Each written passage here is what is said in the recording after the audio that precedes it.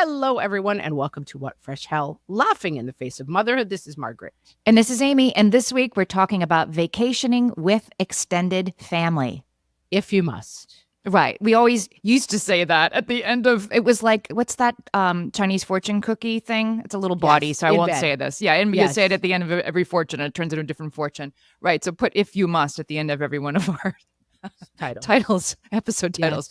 Vacationing with extended family, if you must. But you and I each do it every year, at least once. At least once. I do it twice a year at least. I probably do it 4 times a year. Yeah. Because our vacations tend to be going to visit extended family because we live away from family. So our school breaks, we tend to go see them. Yeah, we have, we do this every summer with my extended family, which is a large extended family, as I've talked about on this show. Like we're up to like north of 25 people, which involves like multiple homes and lots of planning. And I really do look forward to it. But I've learned a few things and our listeners have a few ideas too. So we're going to talk about those. I'm for it. I think that vacationing with extended family writ large is a great opportunity to like express your values to your kids, which is we love our families and we express that by staying close to them and we get along with people even when it's difficult. There's plenty chock full of good lessons there. Sure. And I think it's actually generally pretty fun. So I did a fresh take a couple weeks ago with Danielle Bayard Jackson, and it was a book called Fighting for Our Friendships. And as I was getting ready for this episode, I thought back on a conversation we had that basically having the slightly uncomfortable conversation in the short term is way better than rankling resentment in the long term. I mean, that's obvious when you think about it, but the example we talked about in this episode is I kept flaking on a friend when I had a kid with chronic illness who was at home all the time. And I had a friend who didn't have kids, and we'd make plans and I'd cancel out the last second, and I'd make plans and we'd cancel out the last second. And then we kind of grew apart for a couple of years. And now, that phase of my life, that season is behind me, and we're spending more time together. But it affected our friendship for a couple of years because I never took the bull by the horns and said, so look, I know I'm flaking on you. I know it must be frustrating. Here's what's going on. I mean, she knew, but she didn't really get it. Like, hold on. This isn't about you and me. I'm sorry. I'll be back. But this is a tough time right now. Right. And not having that conversation affected our friendship for several years. And why didn't I just have that conversation? So I offer that as we get into this episode, like there are some, bumps in the road that you can probably talk about ahead of time with your immediate family and with your extended family that make this better than just, well, this will probably be terrible again, and not saying anything about it. I think that's true. And I think the opposite is also true, which is there are a lot of things that are better left unsaid. If you try to say everything, it's going to go badly, I think is what I'm trying to say. And I was recently at an extended family wedding, and we were having the kind of brunch afterwards. And someone said jokingly in reference to something that had happened to at the wedding, a rule, which I had never heard before. I believe it's from the recovery community, and it's a 3-part rule. Number 1, does it need to be said? Number 2, does it need to be said right now? And number 3, does it need to be said by you? And I think when traveling with extended family, like, we don't always need to have the conversation of like, Amy, I need to talk to you about how insensitive you are about your behavior that is being seen on this vacation. And I think sometimes the frustration of extended family is that I said this with love. It's totally fine to talk behind my back. Like, you don't have to bring to me every issue that is in the family. We don't have to work out all of our family issues to gather twice a year as a family. But we don't have to hash it out. No. And you're right. Like, this is not the time to try out that new boundary setting language you saw on Instagram last week, right? With your sister-in-law. It's not. But on the other hand, like, if you know that your kids have a bedtime and your sister's kids don't, and you're in the same house, rather than everybody like crackling with why are they like this, it might be better to kind of talk about that ahead of time. Like, hey, so our kids have different bedtimes. How do you think we should handle it? Have an open-ended conversation about it. So and like, hey, for us to have a good time, we need X, Y, and Z to happen. And so how does that work? But that does not extend to Amy, I have noticed that your husband is terrible. Like that conversation does not need to be. By the way, I love Amy's husband, but I'm using this as an example. Like we need to have the right conversations that are helpful and not have the conversations that are, why don't you ever discipline your children? Like it's a little bit of a balance between what conversations we do and don't want to have. Well, I guess I would argue that having the right conversations ahead of time can, Yes. in some cases, make it unnecessary to have those unpleasant, snippy conversations in the moment by clarifying ahead of time. Yes, I think that's probably true. And I think that in the long term, I have learned that your opinion about someone else's lifestyle, parenting, or overall choices is fundamentally not welcome. Speak about your own needs. Don't ever speak about other people's choices. Does that make sense? Yeah, like your kids would be better behaved if they went to bed before midnight is not something Not you your need to offer, business. right? But if they're My keeping your kids up, it children, is your business. I need my kids to go to bed at 9 p.m. I think you got to keep it on your side of the fence. But like, God, your children never seem to eat vegetables. Not welcome. Keep it to yourself. So the first person you probably need to talk about all of this ahead of time. This is from Katie. Our listeners in our Facebook group had some excellent ideas around this. So I'll link to the original post because it's great. Katie said that the first person you have to sidebar with before you go is your parenting partner, if you have a parenting partner that you're entering into this with. Sure.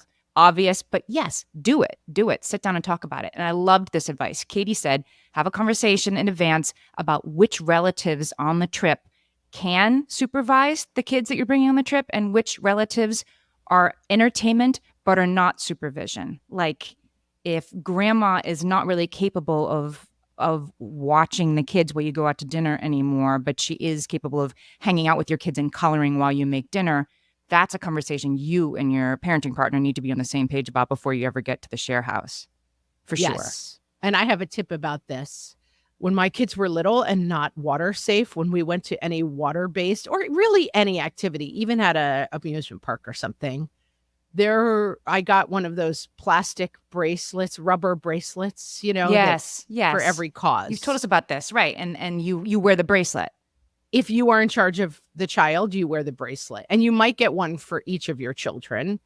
And because what I find happens often on the extended family vacation or anytime there's 10 people in charge of the kids, that if I have an 18-month-old who's not water safe, that's a very different watching job than like, count the kids' heads every 10 minutes in the pool or something like that. And there was no lifeguards at the pool we happened to be at. And so I was very strict about like, if you are wearing this bracelet, when I hand it to you, until I take it off of you, you are in charge of this water unsafe child. Because what I don't want is I yell over to the bar, like, hey, someone watch the kid in the pool. It's not safe enough for me. No, I've been in that situation with kids falling in the pool and kind of nobody's watching. But you can't show up with bracelets at the family event and start handing them out. But you can do this with your parenting partner ahead of time, or maybe even with your sister ahead of time. Like, hey, would you like to do this thing with me? Right? Like this is definitely an opt-in, not in the moment thing. Yeah, for sure. And I have showed up and just said, here's how we're going to handle this. So like if I give you this bracelet, it means you're in charge of the kids. And it also kind of, this wasn't really relevant in my situation, but like it would also help with the thing of, I'm not going to hand it to like the guy who's had 10 margaritas already, like I think it helps. Well, so I there is one time I can remember we were on a family vacation, lots of little cousins around, shared house, and it wasn't the pool. The pool we had a gate around, but the one thing we didn't think of is like they're all here, the kids are fine, kind of nobody needs to be watching them. A couple of kids ended up in the driveway, got in a car to play, and then couldn't get out with the windows up on a sunny day. And they were in there for like 20, 30 minutes, panicking and trying to get out before they thought to start beeping the horn, at which point, somebody eventually, it was okay. It could have gone another way. Scary, and so I think, really scary. Yeah, you do need to be intentional on these trips where there's like, 5 kids under 8. Somebody needs to be on duty instead of kind of everybody's always doing it. And that requires a system of some sort and then the system needs to be in charge, not you, not like 5 o'clock, it's Jason's turn to wear the bracelet. You know what I mean? But there's a system that you agree on, but it needs to be deliberate. It can't just be, it'll I be think fun. that's right. And I think that the other thing that will happen otherwise is that one can become the default by simply being like the person who's most worried, and that ruins the vacation. Like the thing of, we've talked about this before, like, oh, why is Amy so uptight that she can't even relax at the party? Because everyone else is drunk and there's 5 kids under 5. And, I don't want to be at a party where my kid gets hurt, and I don't want to be at a party where any kid gets hurt. So if we're all on a boat and like the kids don't have life vests on, I am going to ruin the party by being like, we're not going, or this doesn't make sense to me. And I do think that before you go on the boat, some of this has to be done kind of on the fly because events come up. Sure. But I will say, I'm not comfortable with any kid being on a boat without a life preserver on, period, end of story. And I'm not going to be on a boat where there's kids without life preservers, and my kids are not going on a boat without life preservers on. And I think sometimes you have to make kind of uncomfortable stands, but I think when you come at it from the point of view of like, this is my comfort level, this is what I would like to see, you can kind of start a conversation that's not an attack on somebody else. And the boundary is this is what feels right for us, so we can't go on that trip. My kids can't go unless there's life preservers. That's not saying nobody's kids can go, but you're setting something that works for your family. And and hopefully you and your parenting partner ahead of time are like, same team. If you think it's probably fine that they go without a life preserver, we don't have that conversation in front of the kids or in front of our brothers-in-law. Yeah. Yeah. And I think it can be tricky if where it starts to get tricky is it's okay for your kids not to wear life preservers. It's not okay for mine. Why does he have to wear? It becomes like the theme of the trip becomes a lot of talk about who is and isn't wearing life preservers. And so I don't know. It's tricky. You can't make overall statements.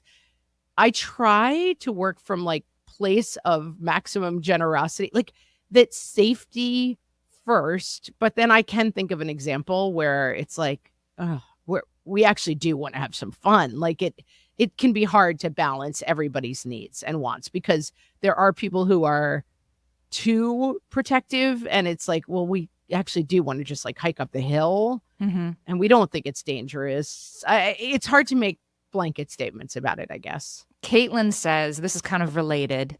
I anticipate conflict, she says, between people on the trip who prefer a looser schedule and those who are on a nap schedule. Caitlin says, I was told to take a chill pill. And this is another version of what you're saying. Like, you're like, so the baby needs to be in her crib for a nap or we're all going to pay. And then you get told to make, to take a chill pill. It can be difficult to be the one who is doing the forethought in these situations and then being told to relax when if the baby doesn't nap in her crib, you can't enjoy dinner tonight because she's going to cry and you're going to have to walk her outside till she falls asleep. Like it's frustrating to be told that you're uptight for thinking ahead, but sometimes you just gotta talk about that ahead of time, I guess. And be like, this is what we're going to need. Sorry if it's inconvenient. And the reality is there are super competing interests, right? Because I've been the person with the baby and I've been the person with like the 3 kids who are 8, 9, and 11 who on a rainy day are not going to be silent for 2.5 hours during your baby's nap time. Yeah. Like we have actually competing interests. And I think that you have to, I think I do have a take on it. Let's take a break and we're going to come back. I think part of the challenge is that you have to realize that things on vacation are really not going to operate the same way as things operate at home. Right. The baby is not going to get a 3-hour nap, and the kids are going to eat probably later than you do at home. And the grown-ups aren't going to eat at 8. Right. Yeah. And the grown-ups who were like, but we always eat at 8. Like, well, not on this trip, you're not, because the grandchildren are here. That everybody's going to have to compromise, not just you. Right. Or the grandchildren maybe get chicken nuggets at 6 and the adults eat at 8. Right. Right. And I think that the biggest thing I would say about vacationing with extended family is hold things lightly in terms of like things are going to go wrong. It's part of like what you're modeling for your kids. It's like we do things a little bit differently because of how much we value this time with extended family. And I think another big mistake that people make on family vacations is it's all about spending every minute together, and, like, that doesn't work. Like, okay, so if would it be possible at nap time for the bigger kids, like, that's a good time to take them to the pool Mhm. if we want quiet for this hour. But if it's raining, that's gonna mess up the baby's nap because the kids can't be silent while the baby naps if you have a silent household. Like, I think that things are going to get lost during the course of the vacation that are part of your normal daily routine. So the planning separate time was an entire category of advice Mm. that people gave for this. Emily said, communicate expectations before the trip. Agree that it can still be a great group trip without everybody doing everything together all the time. Oh, say that one again, Amy. She Agree suggests that it can be a great group trip. agree that it can still be a great group trip without everyone doing everything together all the time. Emily suggests maybe everybody comes together for one big meal a day. This is what we tend to do. Like dinner is going to be at Yes. 6 and this person's in charge tonight or this family's in charge tonight. Keep it looser about who's participating in what for the rest of the activities. Anna said you can plan things like, hey, tomorrow, Jimmy and I are going to get up and we're going to go on a hike, probably about 8:30. We're going to go leave before it gets too hot. If anybody wants to come, we'll be outside at 8:30 and we're going to go. And then leave at 8:35, and there's no expectation and you hold it lightly and there's no forced march on a hike that with kids saying they're hot who didn't want to come. They don't have to go. Right. Right. And I think holding lightly also has to do with I'm fairly strict at home about my kids' bedtimes and to some degree eating, and I just let go of those things on vacation. My kids often stay up until after midnight when they're with their cousins, and they love to hang out, and for them I think it feels very crazy to be like up past midnight on the trampoline with my cousins. And are they more nightmarish and they get sick and stuff? They do. And that's just I just build that into the formula, or I just kind of accept it in advance. Yeah, And but I'm speaking for the 18-month-old who's going to get up at 5:30 a.m. whether she goes to bed at 7 or goes to bed at 10:30 because it's fun and what do you mean? And like that is because you're holding the bag. That's what right. I'm here to hold the line for. If you're the one who's going to have to be up with the cranky kid or miss dinner because of the cranky kid, then you have Yeah. a right to say this isn't how it's going to be. But what is the solution? It's to take the baby. You have to, I think, then plan to have a quiet space to It's take planning. the baby. It's Ella says, yeah. Ella says, give everyone a sense of your daily rhythm. Can you tell I've also been told to take a chill pill when I use routine or schedule? She said, tell them ahead of time so that the early risers aren't shocked or the night owls or the people who haven't parented lately. Like this is how it goes. Or if we're serving dinner at 8, you guys can't come back from the bar at 9:15. The kids dinner's gone. We served dinner and the kids ate it all. Right. I'm really sorry. That there is a schedule for people who aren't used to being on a schedule. And it's not a schedule that everybody has to adhere to, but the couple with the baby has to adhere to it. I think that's reasonable. You can't just be like, it'll be fine, because it won't be. What those people don't understand is that your kid's not going to sleep until 11 the next morning like theirs will. Right. I think it's thinking of like how the space is laid out. That's right, making plans for it. Because I think that the conflict sometimes comes, and I've been on both sides of this, from I think young babies who are on a sleep schedule, you have to make really good decisions about where that is, where that baby because is. I do think that everyone has to work around an 18-month-old on vacation. I see why that's frustrating to people as well. And so I think it's like, you have to solve your own problems, I think, to some degree on this. Like, okay, this bedroom that is near the playroom is not a good bedroom for us with the 18-month-old. Like, we need to, I think the conflict often comes with like, people feel like the person with the baby is like, this is the first baby that's ever been born. And like, we have to, this becomes a 20-person vacation dedicated to the care and service of an 18-month-old, which I understand why is frustrating to that the happens. group. Yeah. But at the same time, chill out. Your baby, just go with the flow is not possible when you have an 18-month-old. So I think you're right to say that like all of those decisions happen before the fight ever happens, basically, in terms of like what gets the 18-month-old the most sleep while letting people feel like they're on a vacation and can relax. So let's talk about divvying up responsibilities, because most people seem to think that some sort of discussion of that ahead of time, some sort of Google Doc spreadsheet, handwritten thing is in order for planning meals for an extended group of people. Do you do this when you travel with your extended family? No.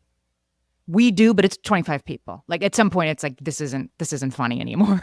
And one person can't, or even three people can't possibly do the cooking and cleaning and planning and shopping for 25 people every night, unless that's a paid staff that you're having as part of your vacation experience. We don't have a staff. We did do that once. All of us went to a villa that had a cook who would cook for you and a staff. It was incredible. It was the best vacation ever. Just be like, so I think what we're landing on is get a staff. Get a staff. But if that's not available, barring that, a Google spreadsheet. So we do a Google spreadsheet, and guess who starts the Google spreadsheet? Yes, it's me. I start the Google spreadsheet, but I just it's the same one as last year. I'm like, here's a version for 2024. And everybody during this like 5 or 6 days we spend together get a lunch and a dinner, and they can pick when it is. And you can cater it from the pizza place if you want, or the barbecue place, or you can, bring frozen lasagnas. You can do whatever you want, but you sort of, you're in charge. You grab it. And what's good about grabbing it ahead of time is that you call lasagna, you call pasta night, whatever. And now it's like, oh darn it, they already picked a pasta night. So now I have to come up with like Mexican night or whatever. But right. So there's a benefit to going in early, and then you stay out of it, right? Then it's like, if anybody needs anything, you let me know. If you're the one, if it's happening in your town, try to stay out of it as much as possible. I find like that's very useful. And again, like if you're the one with a vegetarian kid, if you're the kid who's gluten-free, you kind of have to hope people think of it and make sure your kid has what they need when your cousin thinks that turkey lasagna is vegetarian. That stuff happens all the time. Right. We tend to go, we roll a little bit in terms of like, and we have 20 at one of them.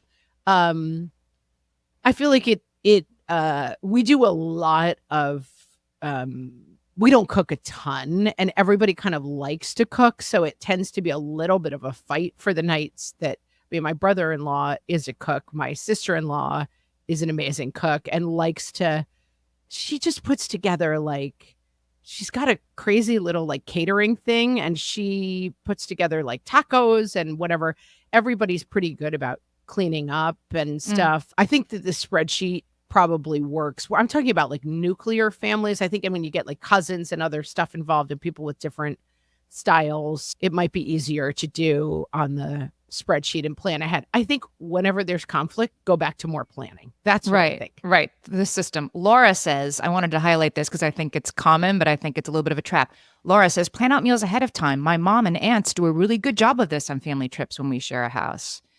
It shouldn't be on the mom and the aunts or you to do all of the meal planning.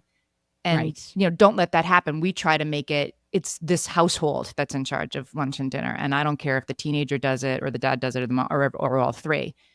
But it shouldn't be, okay, now all the ladies decide what we're having for dinner every night. If that's happening in your house, it's an opportunity to revisit that and maybe reassign some of the duties. You do the cooking, but your brother and your cousin go do the shopping then. Right. I think that's right. And giving voice to that. I'm realizing we go to the same place. We have one that happens in Florida, one that happens in Texas, one that happens also in Texas, but at the lake. And I feel like there are such set things that everybody wants there that it's like, okay, we're going to have this night and that night because we repeat the same locations. I think that does make it easier than like we're all going on vacation to a new place. Because in Florida, we got to have an Outbacks night. We're going to have a night where we do the grill. We got to have the night. We just have very set. And so if we're there for 7 days, sometimes it's hard to fit in like our 7 favorite things that we do when we're in Florida. And that's different than like, let's go to different places. What about expenses? This seems to me to be a little bit of a third rail, but again, that's why you put a system around it, because then the Google spreadsheet reflects the expenses, how much people are spending on what, not your own resentment. Anna says she starts a spreadsheet so everyone on the trip adds up what they spend on shared groceries, meals, activities as we go along, and then they settle up at the end of the vacation. Yeah, I think that makes sense. And I think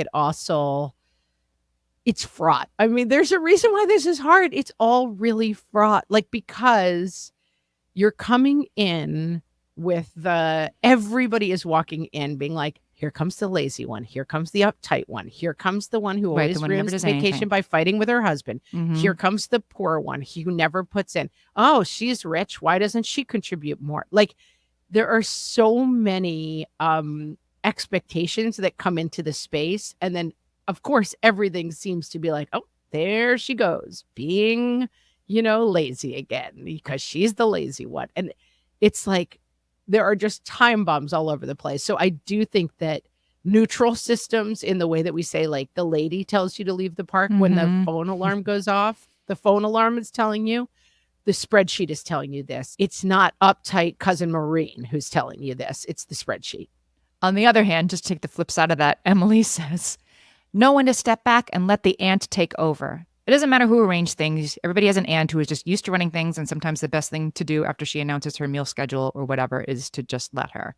I mean, if everybody's good with that, including the aunt, then I guess that is okay sometimes. You don't have to create a system when the system of the aunt does everything is working fine. But I would circle that and underline that and maybe ask the aunt about that. Yeah, Every I year guess. you Although, do like, so much. yeah, I guess that's right. But at the same time, like, I think sometimes people feel better to be in charge of everything. It Mhm. helps them worry less and, like, let them. My mother, who's a therapist, used to say this, like, even with passive aggressive behavior, you kind of have to take behavior as it comes in. So it's like, if you're running everything and I've asked 3 times what I can do to help and you've said absolutely nothing, I'm going to go relax. Like, I've offered to help, but I'm not going to go in and be like, is this really okay? Like, it's like everyone's got to run their own show to a certain degree, I I think. have done hosting of extended family where I did 100% of the shopping, prepping, cooking, cleanup. Let me do a dish for you. But Right. I never left the kitchen, and it took, again, I think this is a conversation that happens outside of the moment. It took Yes. my sister-in-law, a new addition to the family, to say, hey, I noticed last time we did this that you were in charge of every meal. That seems nuts to me. Why don't we start a spreadsheet? And I said that, oh, like that'd be great. But when you're talking to me when I'm like up to my elbows You're like, uh no, there's nothing you can do to in help. walking tacos, I'm like, I'm fine, I'm good. Right. Like go find the kids. Right. But when you can talk about it in a neutral moment, yeah, sure. I'd love to do things differently. You mean we can do things differently? I think it's just not a discussion you can have in the moment. Makes a lot of sense. I have another thought about that. We'll be right back. So, before the break, we were talking about communication. And I think one piece of this communication is whether or not extended family vacations are the default and whether or not you want to participate in them. Like, that's part of the discussion, because I think um for my family, we tend, because we're far away from family, to do all of our breaks with members of our family. And at a certain point, my husband and I kind of realized, like, we don't spend any time vacationing, the two of us, and we don't spend a lot of time vacationing with just our family. Mm-hmm. And we kind of made a little correction around that. We don't want every single time we take a break and a vacation to necessarily be a long extended trip with family, despite the fact that we love and adore our family and our extended trips with them.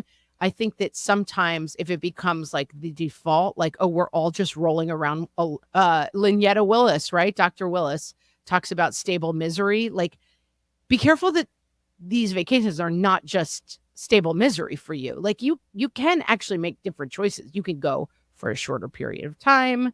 Like, you do it because it's supposed to be fun, basically. This takes the honest conversation. We go to the Jersey Shore every year because that's what we do. We go to the Jersey Shore, and you're like, I don't want to do this anymore. It's worth questioning that if the way you do things every year is the way you have to keep doing things. We just did this in my family. We tend to do the same thing every year, and we had a discussion. that I tried to make a really open one to this large group of people. We don't have to do this again. We can do something else. And then everybody kind of agreed. We have some big birthdays coming up next year, summer 2025. So we said, let's do the default for 2024 and we'll try something new and big for 2025. But at least we had the conversation. I think it's important to not assume that the couple with the 3-year-old and the 1-year-old want to make the 5-hour drive that includes a ferry again this summer. Yeah. Ask the question. Vacationing with any 20 people, you could pick them out of the phone book. It's going to be annoying to some degree. Like 20 people are not all going to get along perfectly. And I think that it's part of the deal to choose it, and to say, and I do think it's very important to model for your children that like there are people in our lives that we celebrate with on a regular basis. And as I get older, one of the things I admire about my extended family is how well that was modeled to me and like what valuable relationships have come out of it. But you have to kind of put a fine point on it because otherwise it just becomes like we get together so I can talk about how annoying Cousin Bob's wife is. Like that, why are we doing this? Stacy has some really good advice around this. She says you have to take time with your nuclear family as needed. Make sure you're doing that. Go for a walk, just you, so that even within this family vacation you have that time. But here's the truth bomb from Stacy. Know that not everyone is a good traveling companion, no matter how much you love them. And Correct. Vacations are meant to be enjoyed. So yes. You don't have to love every moment with Uncle Bob if Uncle Bob is impossible. You do have to maybe tolerate family dinners, but you don't have to go birding with Uncle Bob if your kids want to be at the pool. You definitely don't. And I do think that, I said it in the beginning, but I do think this is a place where we are called on, if it is an important value in your family, to interact with extended family.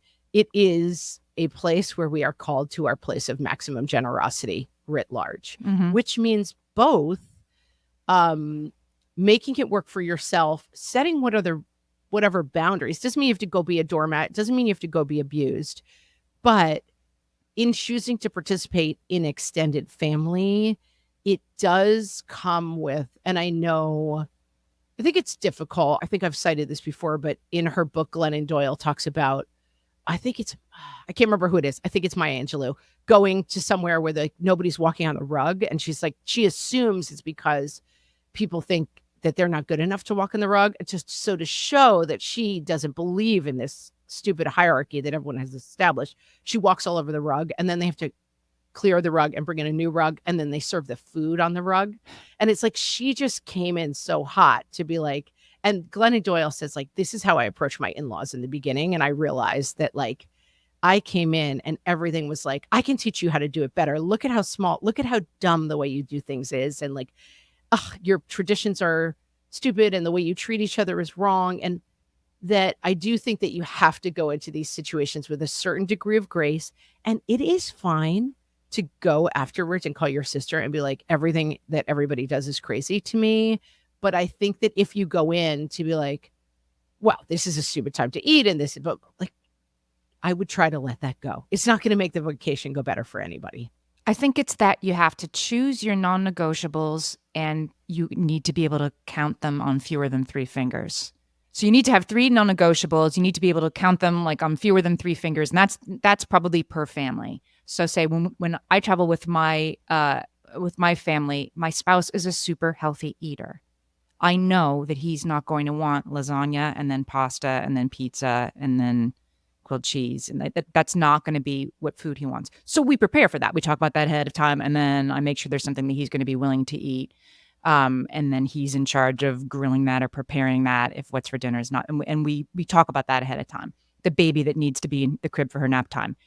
That's your non-negotiable, and that's what's going to happen. And then you can be totally loosey-goosey about, is the food healthy and is the beer the kind that you like, right? You're non-negotiable. You talk about it with your parenting partner ahead of time, that your kid who is on the spectrum is going to need some time to download on their own and be away from stuff and kind of recharge. That's a non-negotiable. the kids are loud is not really something that you can demand change around. It has to be really specific. Or your non-negotiable is clear enough that like, we're not going to stay in the main house. We found a great little hotel down the road. And like, that's better for us because then we can manage the baby the way that works for us. Yeah. Like whatever your non-negotiables are, I think that's right. If you have a small, clear number of them, you make the vacation work for you and then you participate in everything else. But it doesn't become a constant negotiation of like, actually, we don't want this food. Actually, our baby needs this. Actually, my kid wants it's that you kind of know your non-negotiables and you figure out how that's going to work in this context. And you start with your parenting partner about your immediate family, and then maybe you have the discussion. I was really hoping for a date night because I have dates with my husband 4 times a year because we don't have any babysitting when we live. So I was really hoping that one night we could do that. And then the next night I'm happy to listen for your baby and you go out. That's a non-negotiable for you. Then you can come with the problem and the solution. There's not enough alone time for you on this trip, right? Here's an idea. How about we all give each other alone time on this trip? And I can't imagine anybody would say, no, thank you. Yes. Except More for together maybe the time, person please. who's like, but I thought we were all going to spend all of our time together. There's always something. There's always something when traveling with extended family. But we solved it, Amy. Well, I wanted to give this takeaway from Leslie. Leslie says, go into the vacation knowing that things will be hard, comments will be made, and people will get on your nerves. But if you have each other's backs, you'll at least be set up for some success. Parenting on vacation is hard enough. Parenting with an audience is even harder. Agree. Hashtag agree. Yeah. Hashtag well said, Leslie. Full agree. And here we go. Here comes summer and here come extended family vacations. I'm looking forward to mine. Absolutely. It's worth it. It's worth all the planning. So much fun. Did you know that we have a YouTube channel where you can watch us recording this show? You can also watch little clips and videos. You can subscribe and follow, and we would really love you to do that. We're trying to get to 1,000 followers on YouTube. Some say we're crazy. We're going to do it. Watch this. Who says we're crazy? We definitely want to do it. Search for What Fresh Hell Podcast on YouTube, and you will find us there to subscribe. And with that, thank you so much for listening, and we'll talk to you next time. So long.